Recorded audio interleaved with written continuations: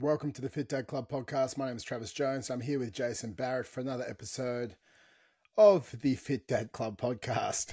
Now, with this, guys, I hope we're listening in. We're going to talk about, Christmas today. We're going to talk about how to deal with other people around Christmas, sometimes your extended family, and their comments and criticism that they could be having towards you around your weight loss or food choices, or just how to deal with the sometimes stress and anxiety it can be converging 5,000 people, it feels like, even if it's maybe five, into one household for a extended period of time, whether that be 24 or 48 hours. If any of my in-laws are listening to this has nothing to do with you and everything to do with me. So this is not my personal anecdotes. Jace, how you doing today, buddy?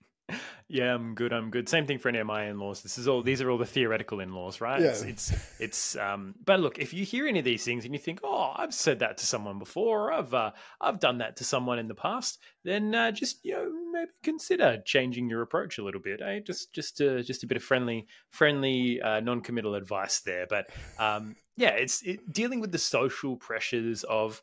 I think there's two key places you tend to get your big social pressure from, and that's your workplace and your family. Those are the two big areas, and then to a lesser extent as well, your mates. But a lot of us, the mates tend to be the people that we work with as well. But those groups of people are the ones that exert the most social pressure and have often the most impact on us when they make comments or have feedback or say things to us. So you've got to just be aware of the power, and we've talked about this before, the power that the people that you surround yourself with that has. And there's a reason why some people you only see once a year at Christmas. And it's potentially just reminding yourself of that, and reminding yourself as well of one of my favorite quotes is all judgment is self-judgment. So whenever you hear something coming out of someone else's mouth, instead of taking it as an offense or something for you, it's thinking, oh, well, what does that reflect about the other person? And that's kind of going to be the big theme of how do you stay sort of mentally tough and strong through this period when there are going to be people that make comments. Because as much as we can put on a brave front, sometimes the comments can get to you about, over and over again, someone nagging you like, oh, how come you're picking that? Oh, you must be on your fitness thing. Yep, you're doing another one of those. All of those other random little comments that you can get that kind of eat away at your confidence, remind you of all the times in the past where you maybe weren't successful in doing what you'd like to do. And those little, it's like death by 1,000 cuts a lot of the times. It's not like one person got to be like, oh, you're a fat cunt. Although that you might have that one uncle, right? But it's not sledgehammer to the face. It's always just death by 1,000 cuts. So you've got to learn to not take those little ones on board so that they don't amount to sort of the big thing. And that's kind of what we want to talk about today. Exactly, mate. And I think when we're looking at this, it kind of reminds me of the Viktor Frankl quote, which is like, you can do anything to me except take the last of the human freedoms, which is to choose one's own way in any given circumstance. Now, I'm not saying that going into your Christmas with your family is like going into the Holocaust. That's not at all. But I am saying it is, they may say some things to you, but you get to choose how you get to respond. They don't get to make you feel less of or worse because of their comments. You get to choose the emotion that you attach to the comments they're giving to you. So please remember that. And I think the other thing that, Viktor Frankl really does talk about is that stimulus and response. The stimulus being the person talking to you or the environment that you're in. And then you also always get to choose how you get to respond. That is your responsibility, your ability to respond. It's your responsibility to stay, I guess, stoic with your choices and not be swayed by other people's choices to, fit in. Okay. And it happens with food, it happens with alcohol, it happens with a lot of things. And I think the biggest thing to start with, it does happen with food a lot of the time. Now, this is even if you're not tracking. If you're tracking on Christmas Day and you've got a nap out and you're tracking your food, hey, power to you. Me personally, I've sort of pre-planned ahead of time, and I post in our dad's group what I'll kind of be eating on that day. And it's not me going, oh, I'm weighing my ham out today. Like, I won't be doing that at Christmas. But I will have, some prawns. I will have 100 grams of ham. I can eyeball it quite well. I have some turkey. I'll be sticking to the potatoes. I'll have some salad. But I know what the quantities I have, and I know I can eyeball it to have those calories that I'm allotting to myself myself so I don't blow my calorie budget too much. Now, if you're doing that and you go, no, I think that's one thing. I think weighing, getting out some scales at your mum's dinner and weighing her food and tracking, I think that's another thing. If you do that, hey, power to you again. But I think what you have to do is you have to understand how to deal with comments on food choices, and you have to sort of set boundaries at the start. So it's understanding, you know what you're going into it with, what type of plan, and you have the right to make decisions around your diet, okay, without feeling pressured or judged on anyone. Because this is your life. You're putting the food into your mouth.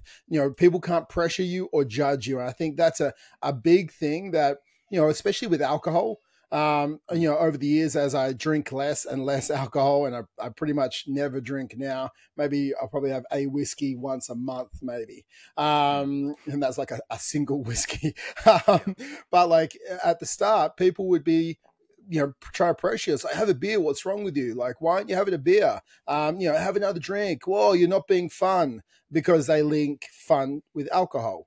And again, that's them. But as you do it over time, people say it less and less about you because they don't get, one, the reaction they're looking for, or they just understand that you say no. And it's like, no, it's okay. If I want a drink, I'll have a drink. Same thing. If you want the mac and cheese, you'll have the mac and cheese or whatever's on the table. But I think you have to be clear within yourself to start with, of setting clear boundaries and, whether you're going to discuss food choices or not. And I think that's a big thing. It's like setting those initial boundaries to start with.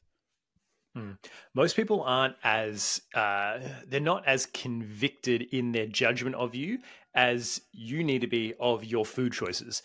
The challenge and the issue comes when you're not really sort of 100% all in on your food choices and why you're doing them.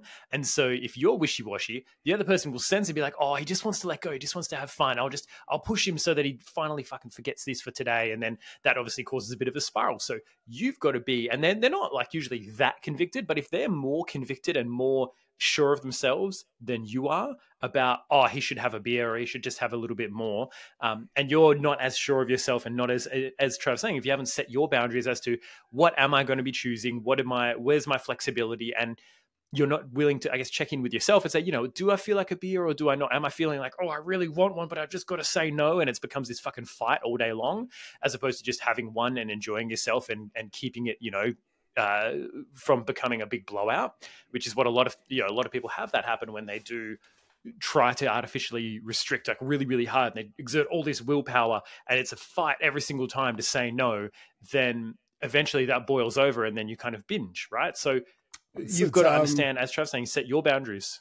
Yeah. I think it's understanding with alcohol. If you're someone like Frank the Tank, and once it hits your lips, within half an hour you're streaking around the quad, it's probably not okay to have the beer, because you have to understand, do I have a control in this scenario? For me, I don't have a control with a pack of Tim Tams. Like, I know that I don't have control. So once it hits my lips, I'm eating a pack of Tim Tams and I'm going from there. It's like there's one or two foods for me, right? If I have a chocolate chip cookie and it's just come out the oven, I'm not having one, right? If I don't have one, then I won't eat them. But if I have one, I'm having like 6 or 7. There's like 2 foods and that's it. But I think it's understanding yourself that if, you can have 1 beer or you can have 3 beers because you're going to have 3 beers and that's it, then that's fine. But if you have one and that opens up the floodgates for you having no self-control whatsoever, then again, that's another boundary you have to put in place. And, sorry to cut you off before, Jace, I think that confidence in yourself,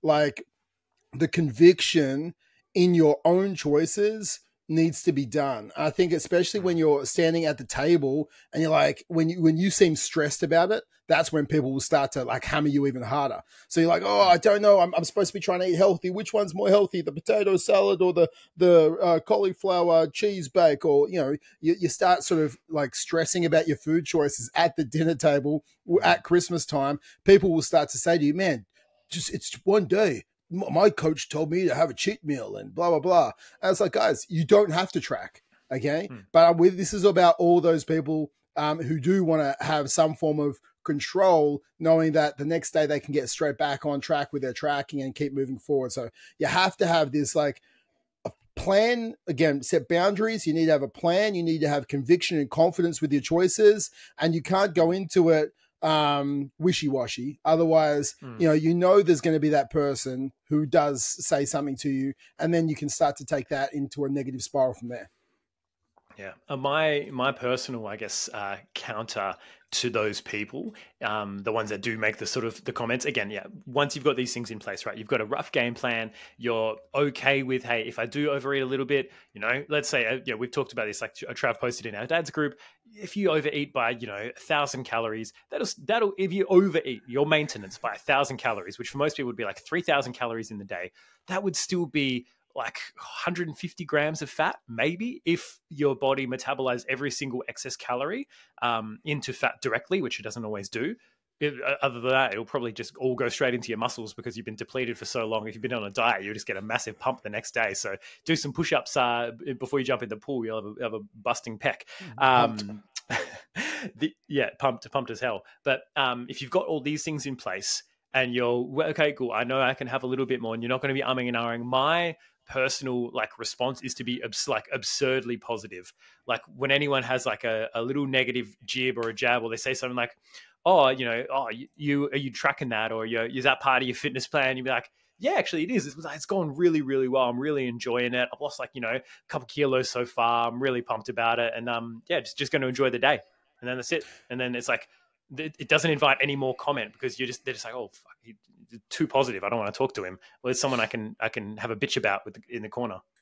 And I think, mate, I completely agree with you on that. It's like it's using that internal empowerment and then going back with empowered language. It's like, oh, is this your fitness thing? Oh, yeah, I try and focus on higher protein, which is really good. It makes me feel like I'm full for longer, and I love it. And I've been doing it for a while, which is fantastic. And I don't wake up sluggish the next day. How good's that? But I think what you have to do is you can be empowerful, but then what happens if you've gotten to this journey and you're like 10 to 15 kilos down, or maybe just 5 kilos down, you can start becoming preachy. I think the other angle of like people coming in and coming at you going, oh man, like, what are you doing? If you come back at them and start going, you're eating too many calories. Oh, you have to do 500 burpees to burn off that pavlova. Oh, did you know this? Like, people don't care. It's Christmas. Right. Yeah. So I think at the same time, swings too far the other way.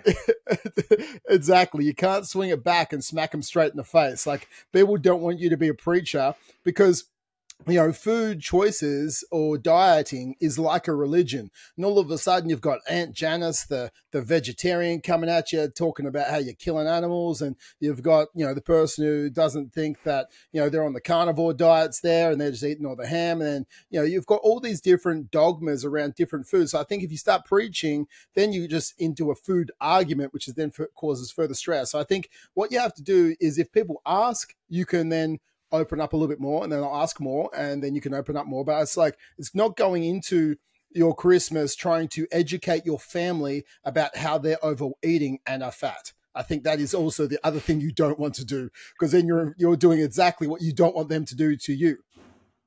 Yeah. If you're feeling judged, it's again, all judgment is self-judgment. So if you're feeling judged, it's like, where am I judging people? Right. Where that's kind of the dichotomy to look at. And there's definitely times when you could be like, once you understand this stuff, you want, like, I just want to help them because I'm like, fuck, you don't, Karen, you don't need that full plate full of potatoes and cheese. But it's like, now's not the time. They haven't asked for your help. They haven't asked for your insight. They've not requested it. For most people listening, you're probably not coaches as well. So there's not that sort of history of, oh yeah, this is what you do. And, as coaches, we'll sometimes get this at family events. And, is this enough? Don't judge me for what I'm eating, right? Oh, I'm having all these things. I'm like, I don't care what you eat. Until you start paying me for coaching, I don't care what you eat. You go for gold. If you want me to take an interest and start taking potatoes off your plate, start transferring me some money. I'll take a potato for every dollar.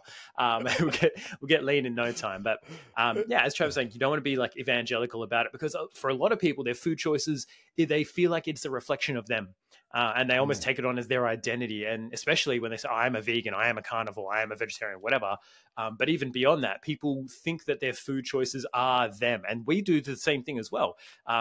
if people criticize your food choices, if you're trying to, lose a bit of weight and you're trying to, not have the thing, then you'll feel like it's a criticism of yourself. But it's not. It's just a choice that you're making, right? It's the choice that you're making with your goals in mind. That's all that it is. So, but other people have the same level of attachment to their food choices because, maybe it's full circle. You are what you eat. Therefore, you are your food choices. Oh, I don't know.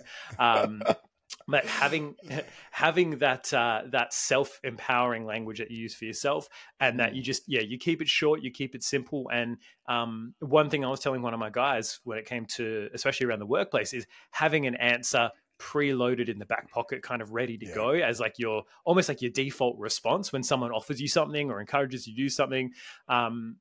Just like, as Trevor was saying before, I'll grab one later if I feel like it, or I'll do one. I'll do that. I'll have that later if I feel like it. Right. That might be literally that's like the default easiest response. Cause then you're not saying, no, that's not in my macros. And then that doesn't invite the bigger conversation. But it's like, all right, it gives yourself the opportunity to say, you know what, if I feel like it later, I'll have it. And that's the truest thing. Cause guess what? Later might be tomorrow, might be in a week's fucking time, because guess what? Half of this food isn't going anywhere, and half of it usually isn't that special. Like me personally, I'm going to home cure and smoke and glaze a ham, which is something that I'm trying to do each year. So that's a food that we don't normally have at any other time. But if I really fucking wanted it, I could just go out and get a ham, put it in the fridge in the brine for like a week, and then smoke it. It's not that hard, right? I could do it. Same thing with all the chocolates and all the treats and all the biscuits and all that sort of stuff. If I wanted one the week after Christmas, I could get one the week after Christmas. So knowing that it's not scarce, it's not like limited to this one day, all these foods, you can repeat that to yourself, and you can use that out loud as well. I'll have one later if I feel like it. It's not your last supper response. Yeah, exactly. Right. It's not your final meal on death row. Like you're not about to be executed and you've got to fit everything in. But I would recommend this for almost everyone, just to have in their back pocket. It's like, I'll have one later. I'll have that later if I feel like it. If you're uncomfortable, if you're not 100% sure if you feel like it, if you're uncomfortable being like directly just saying no or whatever, or you don't want to rule yourself out, or you don't want someone to be like, oh, you said you weren't going to have this and now you're having one, and then you got to go through that bullshit. I'll have one later if I feel like it. Yeah. I normally sometimes just I don't feel like a beer at 10 a.m. Yeah, exactly. And I just say, not just yet. Right. Like I'm like, not just yet. And then not just yet just keeps going, not just yet. If I want one later, then I do. I think the big thing is if you're again black and white around it, and then you do have it, then people start judging it. Oh, he's broken his diet. Oh my gosh. Or then they start getting, and especially if the drinks are flowing, they start to get fucking annoying. So I think it's just having your default responses up your back sleeves, up your sleeve. So I think it's like setting your boundaries. You want to make sure that you have confidence with your choices. So going into it with a bit of a preparation around these social situations and with what you're eating, it's kind of, you can help educate them if they ask, but don't be preachy, because we don't want that. You need to have empowerment language, understanding it's more about them than about you. And it's okay to be in line with your choices because this is about you. And also, I think lastly, it's like, just refocus the conversation. If they start asking, oh man, look, oh, you're doing this calorie thing, I was like, just cut it short. Yeah, man, it's really good. I feel so great. Oh, how about those West Coast Eagles? Weren't they crap this year? Yes, they were. No, what happened to refocusing to a positive fucking conversation? Oh, mate. Refocus into whatever you want. Hobart doesn't even have a footy team. Well, fair enough. The next thing, guys, is I think a big one that not only happens around Christmas, but it happens all throughout the year. But what you're going to be seeing is you'll see extended family that you might not have seen since last Christmas. And this is a big thing, which is dealing with negative comments around weight loss, because it happens. And, it's people are, when you're tracking your food, and also negative comments around tracking your food. Like, as Jay said before, this is so much more of a reflection on the other person than on you. I think you have to understand that. Oh, you've lost too much weight. Like, if they're saying you've lost too much weight, or haven't you done enough so far, or you're looking skinny, or have you got an illness? Like, they'll literally, like, a couple of my guys will be like, yeah, literally, it's like, you got cancer. I was like, mate, cancer's not a joke. Like, we don't joke about that. And like the Aussie thing is to be as rash and crass as possible. And I'm like, they have to be prepped on how to respond to this, and also understand, because then again, if we're not certain with ourselves or the process, because when we're looking at losing weight, right, and especially if we've got like 20, 30 kilos to lose, and you might not have much muscle mass, when you're losing it and you're 20 kilos down, you might look a little bit skinny. You're going to put on a little bit of muscle mass, but maybe you had a little bit of muscle mass before and you had a whole lot of fat mass. So someone who's like a 6 foot frame and they've lost a bunch of weight, you're like, oh, you're looking too skinny, you've gone too far. Well, they don't know you've just gone into a 16-week, or you've been cutting down for the last 20 weeks, and you're going to go into a surplus and focus on lean muscle gain next year, on going through a lean bulk and keeping those calories low. They just don't know the process that you're going through, or you might not be as certain about the process you're going through either. So I think you have to understand that, one, talk to your coach about it. So like, I'll talk to my guys about it, the process, and help them understand and be educated around their journey. And then help them understand, it's insecurity from them, right? Negative comments from other people comes from other people's insecurities. They could be seeing you succeed at weight loss and being disciplined about your food, and that might trigger feelings of inadequacy of them. I think that's a big thing, because people feel inadequate, so they start to be insecure. So then they start to pick on you and go, mate, you've lost too much weight. What's wrong with you? Like, are you still doing that fitness thing? Like, are you still doing that gym thing? Like, it's a thing you're supposed to stop. And it's like, no, this is me for life. Like, get used to it, mate. And I think insecurity is a big thing that you have to understand. And then you can empathize with them inside your mind. It's like, wow, this person's actually pretty insecure about this. Maybe like I won't come back at them. I'll just, reflect in my head, like see the clapping monkey banging the cymbals in my head as they're trying to have a go at me. And then I'll just walk away. Anything else you want to add to that, Chase? I think it is a reflection of where majority of people and majority of society is at, as far as acceptance of being a bit overweight, and that kind of almost being the norm for people. There's the movements like, the health at every size and all that kind of stuff. And there's a level of, and we've talked about this before, loving and accepting your body, the way that it is, and still being willing to change it and improve your health. You can do both. Like, a lot of people think if you're trying to change your body, you must not like your body, or you must not love your body. It's like, no, I love my body. It's done all these different things. It's overcome all these challenges. It's supported me, through thick and thin. And sometimes right now it's supported me through really thick. It's still holding me up with an extra 20, 30 kilos. All right, let's ease the job for the body. I love my body, so I don't want it to have to do as much hard work, right? Maybe that's the angle, but it's kind of normalized being a bit more overweight. Like, you see, like Australia especially has gotten really, really high up there in terms of obesity and overweight. The numbers are just staggering, and it becomes so normal, and it becomes so normalized, and people see you and they have an idea of who you should be, because it makes them the most comfortable, as Trevor's talking about with their insecurities. It makes them comfortable if everyone else is also experiencing it, because it becomes normal. It's like when you go to school and you're like, did anyone else do the homework or study for the test? And all you want is your group of friends to go, no, I forgot we had a test. Oh, I didn't study for it either. Oh, I didn't do my homework. You want that group camaraderie of, hey, if everyone's fucking up, then it's okay, right? They can't punish all of us. But if there's an odd one out who's breaking the mold, who's changing things, and then your family, they're forced to look at someone and go, oh, you mean it's not just genetics, not just our family, we're not just all big boned, there's things you can do about it. Oh, that's uncomfortable. And then it's going to be like, oh, you look at a bit skinny, you're almost below 100 kilos. How could you? How did you get so slim? Yeah. It's like, so it's just really understanding that from a lot of people, as Trav's saying, it comes from a projection, a place of insecurity, and they're not comfortable with their own bodies and their own selves, so and they're not comfortable with change. A lot of the time, people aren't comfortable, aren't happy with change. They think, if someone loses weight, they're not going to.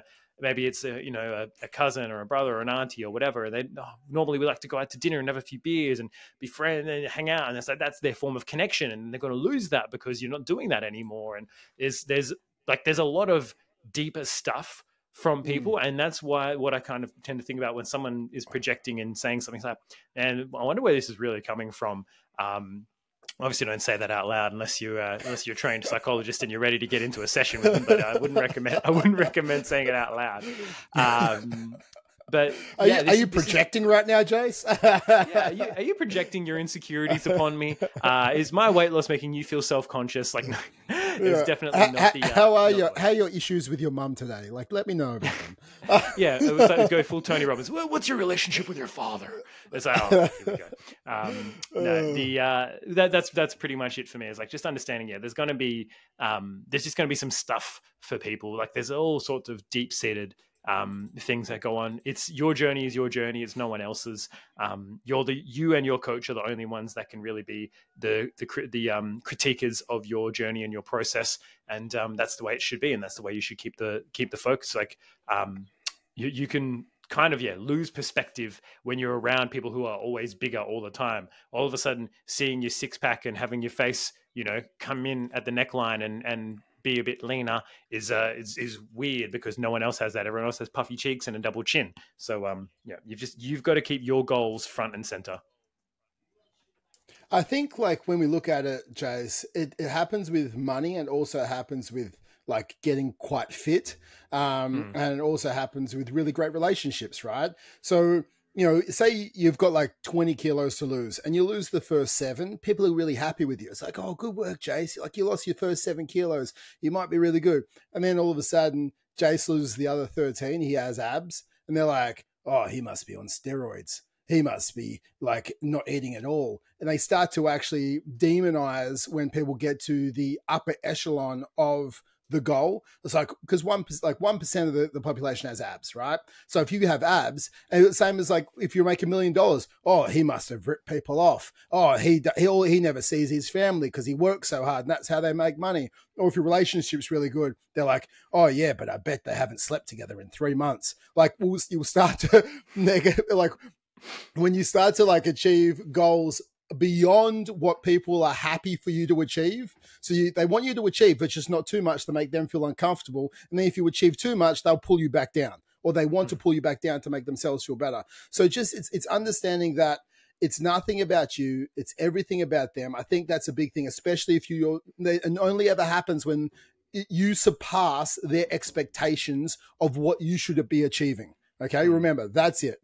Okay. No one who's doing better than you is going to tell you that you're doing too much. It's if you're one of your, cousins, he runs marathons, he lifts, he loves his like tracking his food, he's super healthy. And all of a sudden you've lost 10 kilos, you're trying to track your food and doing the gym 3 times a week for 30 minutes. He isn't going to come up to you and go, Jason, you're way too obsessed. What's wrong with you? Like, they just won't. He'd be like, oh, mate, how's the gym thing going? Yeah, literally. Like, no, but what he'll do, because people doing better than us or who are further along the journey than us, they'll go, oh, Jace, like, they'll ask you and they'll, like, try and, again, communicate with you. Oh, do you need any help with anything? How's that gym thing going? Like, he's still training? Like, how's your nutrition going? Oh, tell me how you're doing that. And they'll be super interested and trying to be helpful. The same as people, again, making more money. They will try and help you. People ahead in the journey will try and pull people along, because they want more people to succeed. People behind company. They don't want to be the only people doing it. Exactly. Exactly. But everyone wants more company. That's the thing. And you're somewhere in the journey and there's people ahead of you and there's people behind you. So the unfortunate thing, if all your family and friends and extended family are behind you on the journey, that's a rough environment to be around. And that's why we're empowering you. But if someone's ahead of the journey, just try and hang around them at Christmas, because it's going to be really fun for you. And it's got someone you can talk to and someone's going to lift you up. So I think with this, it's just making sure, guys, like it is insecurity. It is projection. Sometimes it's misunderstanding because people don't understand nutrition and training properly. So like, oh, you're doing that keto thing, or you're doing that carnivore thing, or you're doing that low carb thing. And they'll start trying to preach to you again, maybe because they have a lack of understanding about what you're doing currently. So if they try and start to bring you down, just like, hey, man, I'll give you the number of my coach and you can have a call with him and see if you want to do this, and just pass them on our number.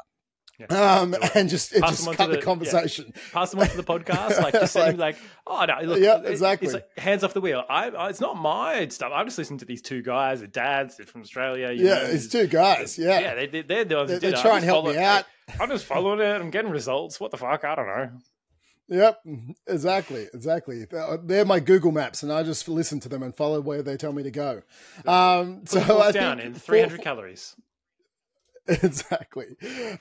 So again, guys, so how to deal with these negative criticisms is like you have to have some form of empathy. So help them understand that help you understand that it's not about you, it is about them. And these people are also facing their own challenges. Maybe this year they've tried to lose weight a bunch of times and they couldn't. And now they're really feeling down about themselves, like I'm not good enough and all the rest of it. So you have to have some empathy towards them. You have to highlight like other successes when you're talking to them. Oh, you've lost so much weight. And you'd be like, dude, you have no idea. I'm running more now. I have more energy with my kids. Like, I feel like I'm a better dad right now. Like, it depends on you do. I get laid like 3 times a week. Like, whatever it is you want to talk about, you talk about. But it's like, don't focus on the weight. Shift it away from the weight to all these other areas of your life that are better. And they'll go, oh, okay. Like, they're not going to say, well, but you don't want as much energy with your kids, do you? Like, they won't say it. So if you like sort of defer to highlighting other areas of success and take it away the label of weight, then I think that's a big thing. And then obviously just again, you want to just continue to build your confidence. And like, remember, your self-worth is never determined about anyone else's opinion on you, right? No one can make you feel good or bad. Like what they're saying to you, you get to choose always how to respond. So like they can't make you feel good or bad. You feel good or bad based off that. I think that's a big thing. I think when we're looking at this, it sort of swings the other way because there's negative comments around weight loss, but there's also positive comments around weight loss. So if someone's like, oh man, like you've lost 10 kilos, like you're looking really good. Like, again, guys, like you don't want to start preaching at them, like just express some gratitude towards them. It's like, yeah, thank you. I feel really good right now. I appreciate it because like, I love how I feel within myself right now. So thanks for the compliment. And like, that's it. Again, don't go into preaching evangelical mode.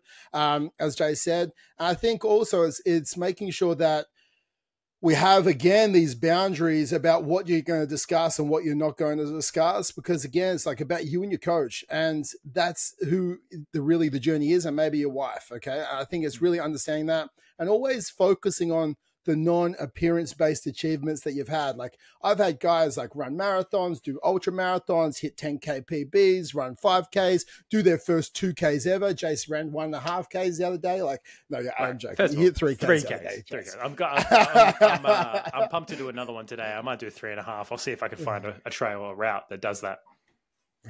I'll be back into it. But another one as well, when it comes to positive comments, is you can often, one thing that I don't want you to do as well, especially if you've had some great success, is I don't want you to, especially if you get a lot of them, don't downplay it and like brush it off, because that's almost like you're lowering yourself to make other people feel comfortable again. So it's like, you might get positive comments rather than be like, oh yeah, but I've still got a really long way to go. It's like, no one likes that person who's number one, potentially doing better than them in the journey. And he's like, oh yeah, but I've still got a long way to go. I'm still not happy. I'm still just like, this is a big thing for guys. And I mean, people in general, I think women struggle with this especially. Accept the fucking compliment. Just like have the first words that come out of your mouth be, thanks, appreciate that, man. I've been working really hard. That's it. That's all it needs to be. But yeah, not like pushing yourself down, squashing yourself into a box. I think that's it's a very Australian thing, Jace. Like, when we're doing well, we don't want to upplay it in case we make other people feel bad. Whereas like, if you're doing well, man, like that's okay. You're doing well. But then when we're doing bad and someone else is like, oh, I've had a bad day today. So if Jace is like, oh, says to me, like, I've had a shit. It's like, you've had a shit day? Well, guess what my day has been like? And I try and one up Jace on his shit day and show him how my day was even shitter. Car rolled it's like, we always want to one up someone. Yes. Exactly.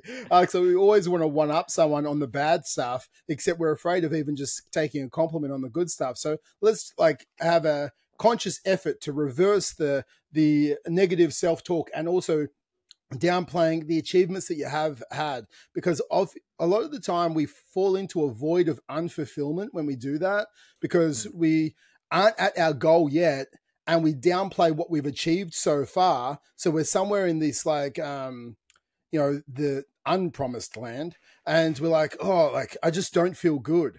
And you have to reflect back. And it's like, yeah, man, it's been a really good year. Like I've had ups and downs, but I've been consistent and I feel so much better for it.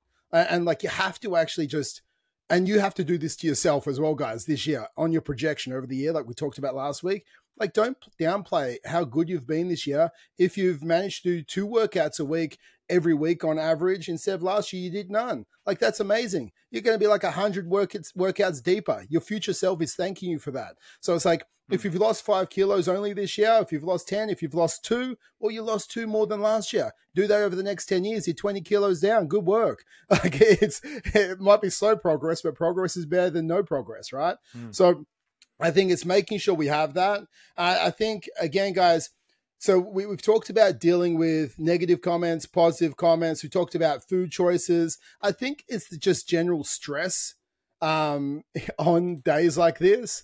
So it's not just the stress of them talking to you, and then that can make you eat more or eat less. It's just, these are days that can be quite stressful, and like, some people don't look forward to them. Now, I know my coping strategies with it, and I'm going to share some of those, and they might not be good for you, but Trav just runs an ultra marathon away from where it is and then comes back 3 hours exactly. later. I'm like, catch me. In saying that, guys, I did run last weekend. If anyone is, we did have the ultra on the weekend, and I would say that the Bruni Ultra is a 64-kilometer ultra. Just, side tangent. On the weekends, my wife, her cousin's wife, a couple of my kids, my wife's dad, they did a tandem 64 kilometers. So it's like a relay. Someone starts, someone stops. My wife ran her furthest ever, which was 16 kilometers. And then she jumped in with me and ran another 4 kilometers. So she ran 20 Ks. Her furthest she'd ever run before that is 10 Ks. So, like, shout out to Liv. Like, you're a fucking rock star. Doubled it. And like, yeah, man, like, she crushed it. Like, she's my inspiration. But like, when I look at the event in general, I'm going to try and get a Fit Dads team together 100% next year, because it was just an amazing event for families as well. But I was going to go for the 64 Ks in total. It was 2 weeks after I got my appendix out. I said to Liv, like, I'll assess every changeover that they had on how I'm going. I ran 40 Ks. And then I called it quits. So I ran a marathon. I did 42 Ks because I did the last 2 Ks as well with the boys. But 38 Ks in, my stomach started hurting. And I'm not a doctor, so I don't know if it's like why I was cramping, but my stomach started to hurt a fair bit. And I was like, I hope I haven't ruptured anything internally. So, I said I'll run this sort of downhill segment down to the 40 Ks, and I'll do the last 2 Ks with the kids. So I'll instead of doing the 64, I did a marathon. But it was a good day. So if anyone was wondering, did I cop out? Did I do it or anything like that? Or maybe no one was wondering, I just wanted a pat on the back. I did a marathon on the weekend 2 weeks after surgery. So thank you, guys. Only Trav would say, I wonder if anyone thinks I've copped out after having major surgery with stitches and having a piece of his body taken out. And go, man, I hope people didn't think I copped out of the ultra. Oh, my appendix was going to burst and it was emergency surgery. No, I've got no excuse to not run less than 3.5 Ks today. Exactly. But guys, when we're coming into this and dealing with family stress, okay, you have to understand, one, you have to come into your day with realistic expectations. If you think, it depends on your family, if you think there's going to be zero drama and you're going to love every minute of every second of every minute for the 7 hours that you're going to be around everyone, like, you're probably going into it with unrealistic expectations because there's always going to be some drama. There's always going to be something happening.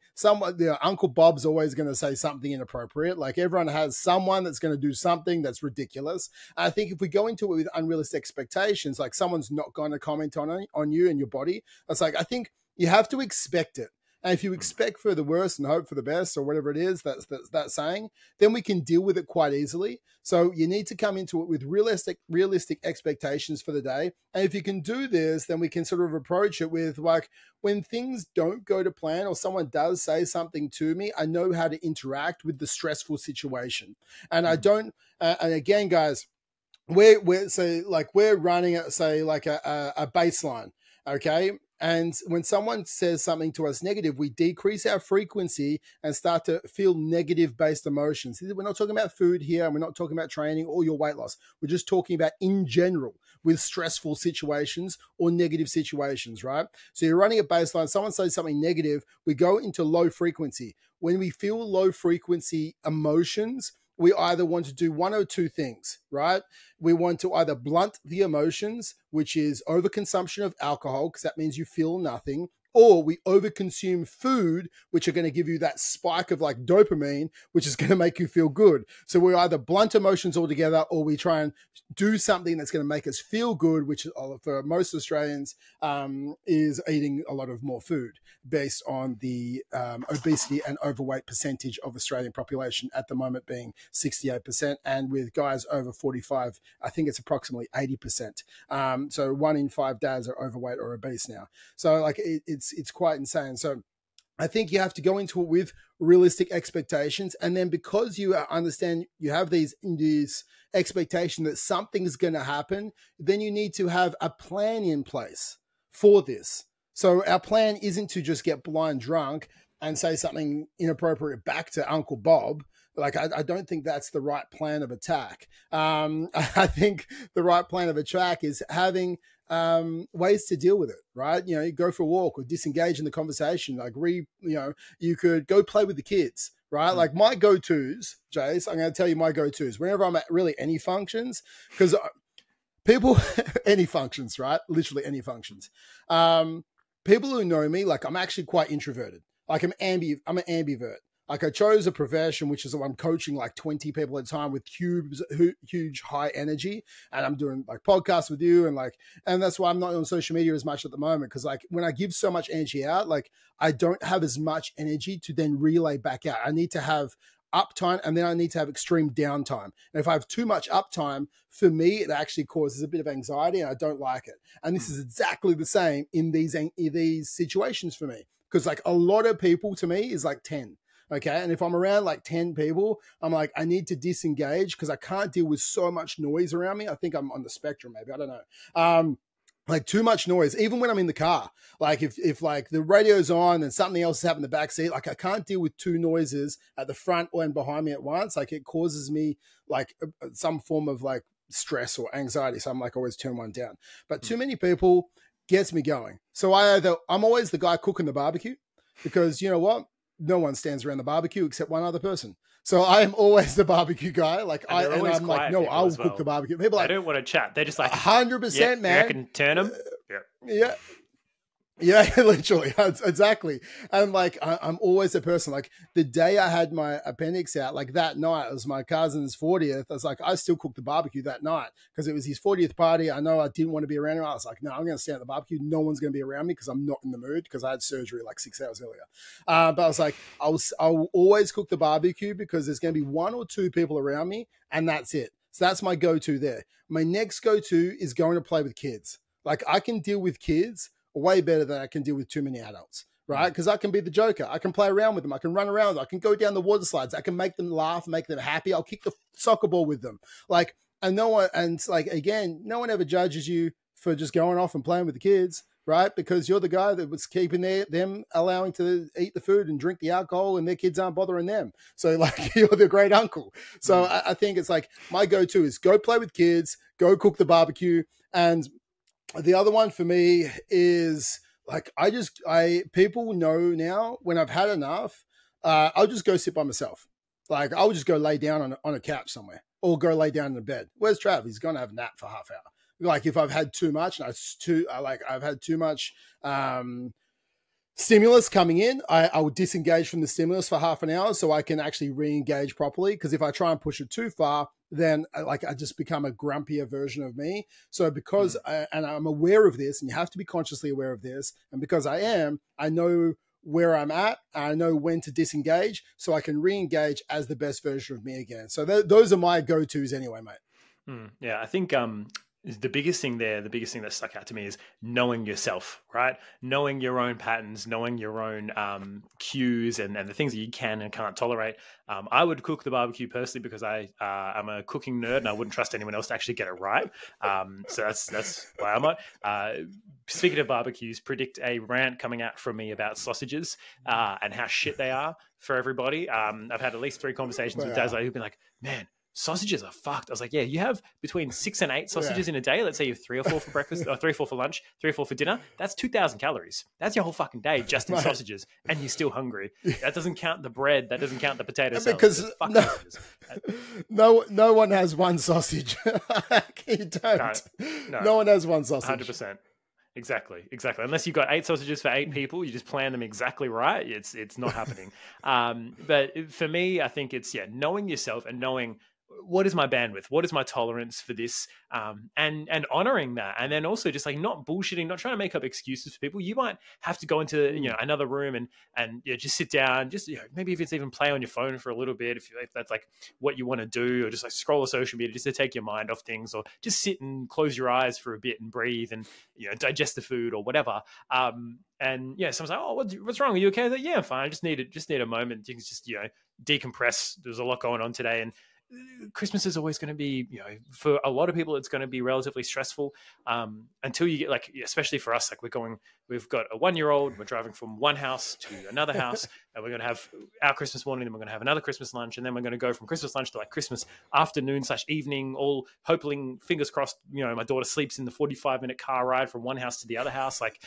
If she doesn't, then fun and games for us, I guess. Yep. But those are all things that may be very stressful. And we get there, we catch up with people, and it's like, I'm just going to take 5.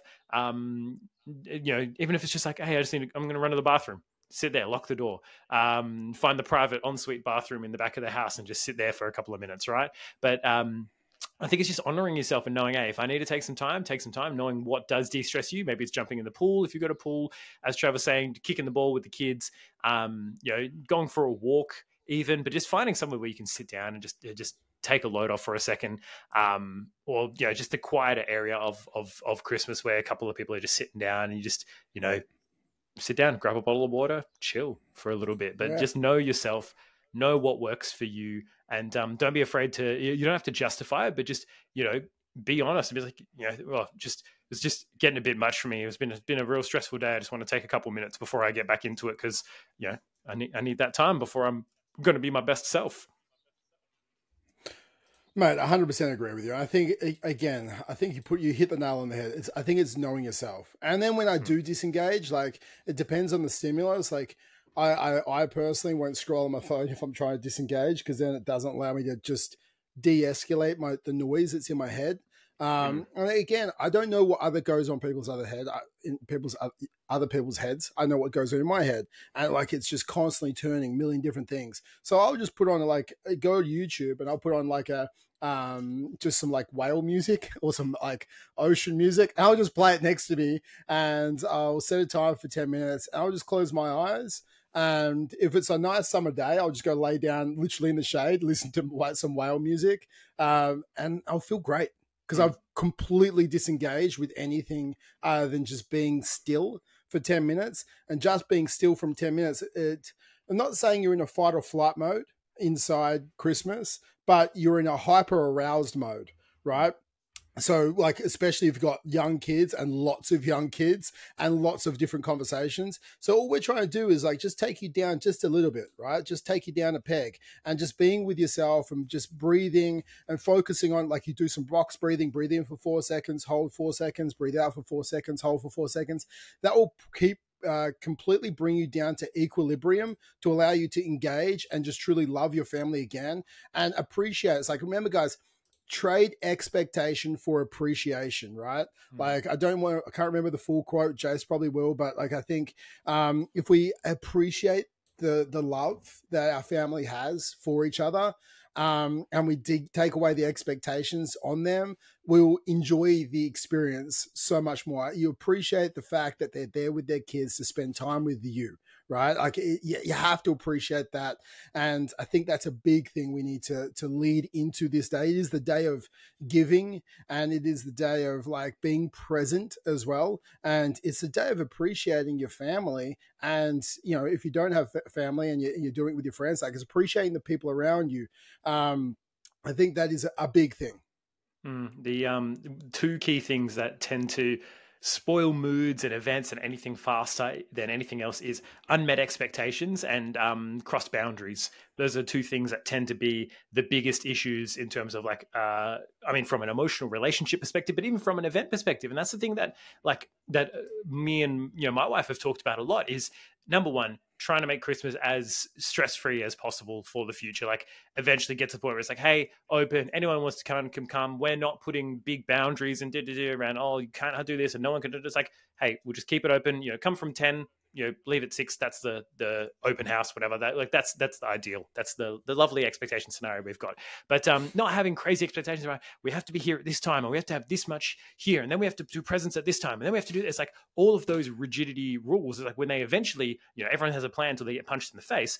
As soon as you get punched in the face from an expectations and a timeline and planning point of view, someone, oh, I've got this cake, oh, I want to share this story, and it takes 10 minutes, and then it means that the presents are delayed and you don't get to the next place, whatever, right? Like all of that stuff doesn't actually fucking matter. And the stress and anxiety that you take into it, trying to make it all right and trying to have it fit your expectations is usually what doesn't make it as fun for your kids. Your kids just want to usually be in the moment. And let's be honest, Christmas is not for us anymore. There's a big realization that we've had lately. We've got a few relatives and like siblings and stuff that don't have kids. So Christmas is still kind of for them a little bit because they don't, but then it's like, it's starting to become about the younger generation for us. Because we've the oldest grandchild on my side or the oldest, next generation is just over 2. And then we've got, a couple more, and then we've got, some on the other side as well. But it's about the kids now, and that's the focus. Like Christmas isn't about us, so it's like kids just want to be in the moment. They just want to enjoy whatever it is that they're doing. They don't want to be. They don't give a shit about a clock. I watched there was an episode of Bluey, funnily enough, I watched the other day. That was like the mum was saying to Bingo, the little girl, she's like, "You have no idea what a minute is, do you?" She's like, "No." Nah. She's like, "Oh, it must be nice." It's like, they don't. They know what quality time is, but they don't know what the fuck a minute is, or 10 minutes, or it's 20 minutes to get here. So just like let go of expectations. As Travis was saying, trade your expectations for appreciations, and the world will change for you in an instant. Appreciate what is there, and understand what your boundaries are, and have them, set them early, and then there's not going to be an issue of, oh, I didn't know I couldn't do this. Or, there's no one's going to be crossing your boundaries because they know what they are. But if no one knows what the hell your boundaries are, if you don't know what your boundaries are, you've got to fucking set them. You've got to be aware of them. That's, again, knowing yourself, having that conversation with yourself. Hey, what will and won't I tolerate and accept for this, for this day? There's some stuff that, hey, it's Christmas, I can let it go. There's other stuff that's like, hey, that's a big no for me. Completely agree, mate. And I think that's an awesome way to wrap up the podcast today, guys. So hopefully we know exactly how to deal with Christmas, all the love and all the hate and the in-between. Guys, if you want to rock and roll your 2024 and get into the best shape of your life, become to the best version of you as a dad with your health and fitness, go to fit-dad.club, book in a call. We can see where you are, where you want to be, and how to close the gap so we can help you get there, because that's what we're all about, helping dads become the best version of them with their health and fitness. So fit-dad.club. Now, guys, also leave a comment, share this with a friend, share this maybe with your family before the podcast, before the Christmas. You can share the podcast with them, this exact one. If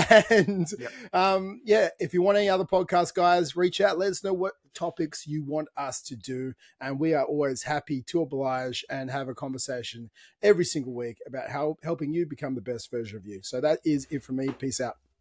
Latest.